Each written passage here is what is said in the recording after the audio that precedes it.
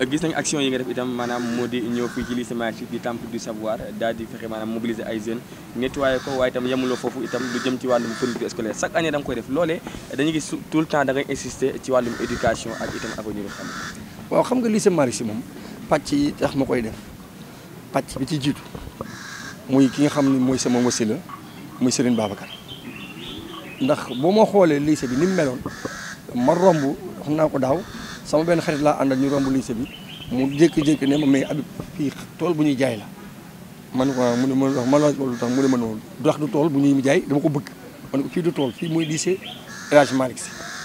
loolu bi ma ko waxee ci ngoon si 18h bi ma xëyee laa entamé travaux yi bi ñu xëyee ma entamé travaux yi c'était pour montrer l'image du lycée parce que du ma yem ci lycée bi mais borom tur bi parce que man tey nu ma mel ginnaaw yàlla yónnee samay waajur Serigne Babacar Sy moom ko def te Serigne Babacar nag amul woon ku dul El Hadj Malick kon man ñemewuma defal len lépp fépp ma def sama alal rek fii da cee am wàll goo xamante ni kenn am ko ci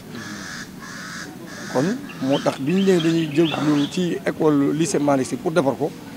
xër gi ma ci demee moo tax xaaruma ci kenn xam nga nit di nga def dara parfois waxtaan ceeg ay nit ba nga xamante ni yow mbëbët ba nga amoon mën naa def ne tey mën naa def 100 millions wala 50 millions nga waxtaan ak ay nit ñu tegal la chemin boo xamante ni la nga cay def dina nekk moins de 10 millions maanaam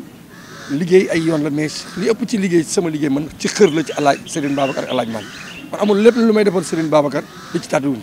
parce que bu fekkee man dama war a jaay sama jëmm ji sax def ko ci dama koy jaay def ko ci ndax moo ma def ni ma mel kon foofu lycée Malick Sy foofu laa ci toll et je pense que ni waxtaan naa ci ak les 3 maires je peux même vous brosser le projet que ni Thiès actuellement au centre-ville il y a 3 CM ak 2 écoles primaires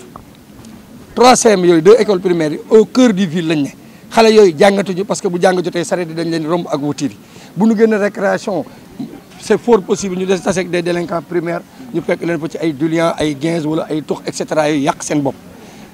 beneen bi ci des kenn xamul lu école yi insécurité bi oto école yi am xale yi mën nañu xëy di jàng mu màbb seen kaw man avec mes partenaires avec la complicité du banque Orobank ñu waxtaan d'accord ne nañu délocaliser ces 3 CM là ak ñaari école primaires yi yóbbu dans les différentes communes parce que lu mënti xew rek école yi centre ville la ne te ña fay jàngee ils sont dans les 3 communes ñii est la ñu jógee ñii ouest ñii nord ma ne bu ñu defee loolu li ñu njëkk a lijjanti mooy insécurité bi xale yi génn nañ fa léegi actuellement dem nañ mairie bu nekk ñu defal la benn CM ak benn primaire ñoom ñetti maire yëpp d'accord nañu dans le projet war a joxe nañ seen avis favorable léegi li des mooy démontrer mën ñu site bi nga xam ne fa lañ ko def ba Ousmane Diagne jox nañu site Kër Khadim maire Diakhaté waxtaan nañ ci moo ma Medina Fall ak HLM Thiali jiite mu ñoo nekkoon les conseils yi xam naa ni man sax maa gën a xam sax fu ñu ko mën a def parce que man ouest laa dëkk yooyu waxtaan nañ ko ba tënk ko ba pare bu ñu ko defee ba xale yi génn foofu léegi li muy wàññi mooy ku ci sa doom doon yow 6 heures du matin di jàngi di nga sóor ci embouteillage dootu la dal parce que buy xëy di jàngi léegi mën na dox carrément posément dem ba ci école bi te du am problème insécurité bi ci des it parent d'élève bi nga xam ne doon joxe transport am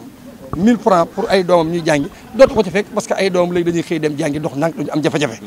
beneen bi ci des bi nga xamante ni tey mooy projet bi li tax ma initier projet boobu muy waa marché central mooy tey ces 5 écoles là soo jëlee annexe Malick Sy jël Amadou Coly Diop je pense que ni mën nga fa def benn marché poisson ak benn plateau boo xamante ni day nekk marché légumes et en ce moment là ñoom kon marché bi la ñuy bañ a jóg di nga leen mën a intégrer dans le marché te duñu am benn jafe-jafe c'est un projet qui est en cours ñu ngi ciy liggéey am ci xel boo xamante ni daal dina dox incha allah.